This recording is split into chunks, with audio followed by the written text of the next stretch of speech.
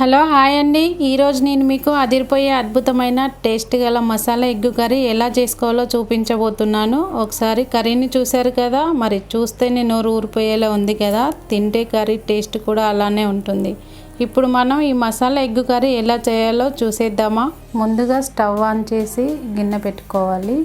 గిన్నె వేడయ్యాక 3 పావుల ఆయిల్ వేసుకోవాలి.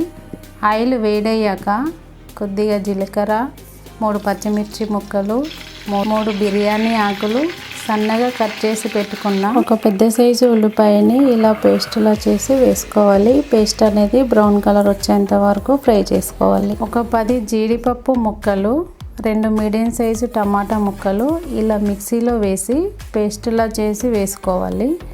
టమాటా పేస్ట్ అనేది 2 నిమిషాలు మూత పెట్టి ఉడికించుకోవాలి.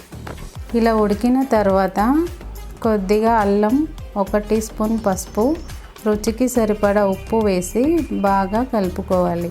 అల్లము, పసుపు అనేది టమాటా పేస్ట్ ఉడికిన తర్వాత వేసుకోవాలి.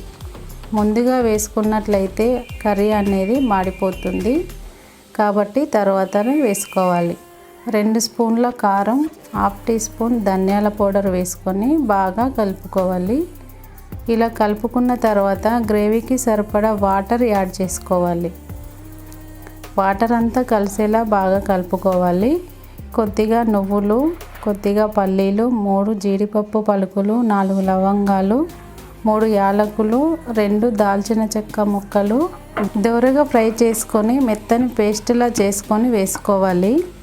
ఈ మిశ్రమం అంతా బాగా కలిసేలా కలుపుకోవాలి. ఇక్కడ నేను 4 ఉడికించిన గుడ్లు కాట్లు పెట్టి తీసుకుంటున్నాను.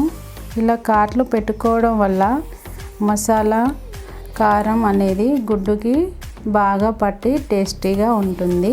ఇలా 2 నిమిషాల పాటు బాగా కలుపుకొని కొద్దిగా కొత్తిమీర వేసుకొని 2 నిమిషాలు కలుపుకొని స్టవ్ ఆఫ్ చేసుకోవడమే. అంతే, ఎంతో రుచిగా ఉండే మసాలా ఎగ్గు కర్రీ రెడీ. ఇది చపాతీలోకి కానీ రైస్లోకి కానీ చాలా బాగుంటుంది. ఎంతో రుచిగా ఉండే మసాలా ఎగ్గు కర్రీ మీరు కూడా ట్రై చేసి చూడండి. అలాగే మా ఛానల్ని సబ్స్క్రైబ్ చేసుకోండి.